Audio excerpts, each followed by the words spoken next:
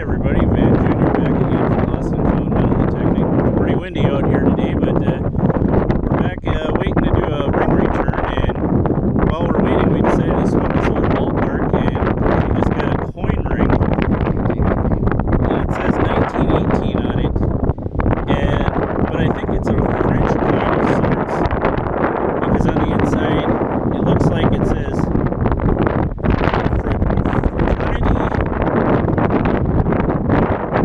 definitely see the 1918, but Liberty is spelled with an E at the end instead of a Y. But hey, that's neat, right? See you at the next one.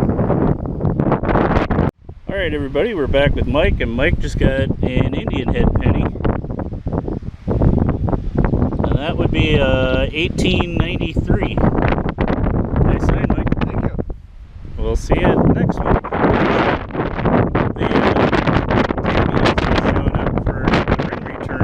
Here, and if anybody's seen the video that we did a couple weeks ago when we found the ring, Mike came up with Tammy's ring.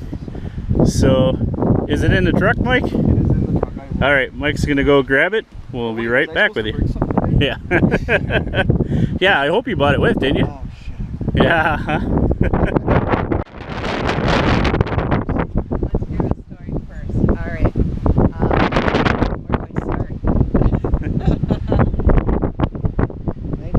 On October 3rd. Yeah. Yeah. It could be a long story. It could be a long story. I was supposed to graduate in 1989. Okay. I dropped out of high school to start a family.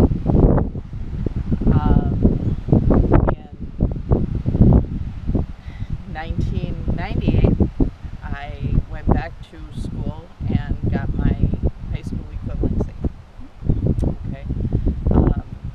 My mom went to all of her family and took donations, and as a graduation gift got me a gold class ring. We were camping and she presented the ring to me. I went down to the lake, took a bath in the evening, was washing my hair, the ring slipped off my finger. I had the ring for 3 days at the time. Never saw the ring again. So it's been how many years since you've seen it? 18. So 18 years ago she lost the ring that we found a few weeks ago. I should say, but let me clarify, Mike found a few weeks ago, and so he's got the ring in his pocket. So let's do this. There's your last ring. Look the same? It's the same. It's got your name all over it.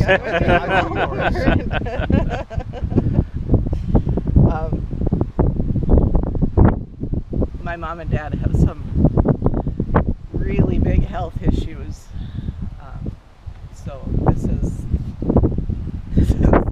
a pretty Cool, ain't it? yeah, that's awesome. That's what it's all about. That's It's why, of the hobby, yeah, right it's one of the fun parts of the hobby for us, is being able to give back, you know, some of the things that we do find, you know, and return them to the rightful owners, and that's awesome. Awesome. Thank you so much. Yep. Thank you. Glad I could, All right, everybody, and we'll see you at the next find. And I just found my first weed of the day. It's a 1953. See you at the next one. All right, everybody, we're back with Mike, and Mike has got a silver ring for the day. Nice. What was the ring on this? It came up silver. Definitely silver. 1245 on CTX. So sterling silver ring for Mike for the day. See, it's a day of rings.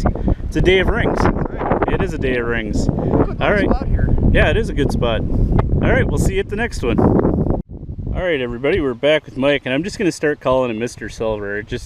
It fits, I guess, but Mike just pulled a barber dime about 2 inches deep. Well, not even. You not can even. see where it was sitting, and that's Yeah, maybe an inch. maybe an inch deep. So yeah, definitely we're finding decent targets here at shallow depth. So hopefully there's more. Congrats on the good find, Mike. Thank you, sir. Alright everybody, we're back with Brody, and Brody's got a really cool find. He's got a crotal bill.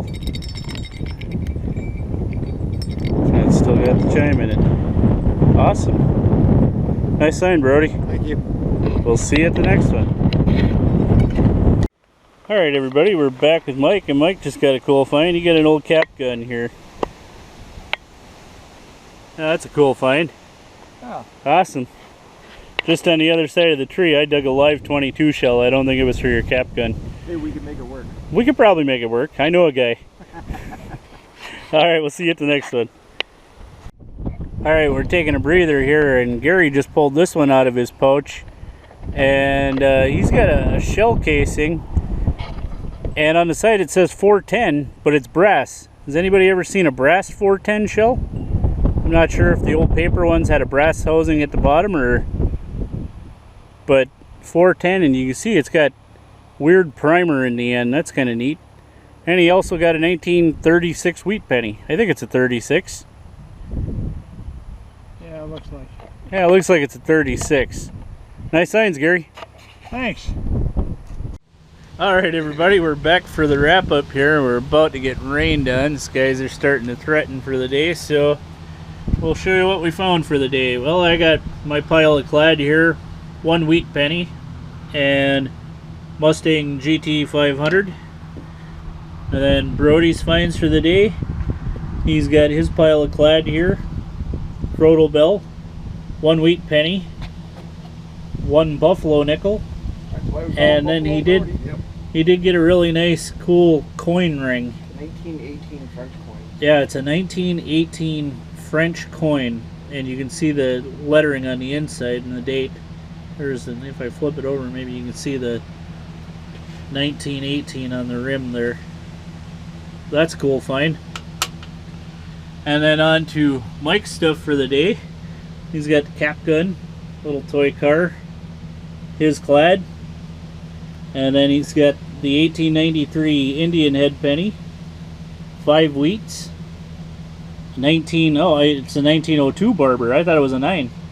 1902 Barber dime, and then the silver ring.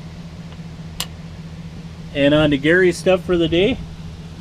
He's got one wheat penny, and that's that shell we were talking about earlier. It's got an unusual primer in it, and this looks like it says Ingersoll Brothers on it, like it might have been from a watch part or something like that. That's an unusual find too. So another good hunt, great ring return today, and we're looking forward to the next hunt. So good luck and happy hunting to everybody. Later, Tater.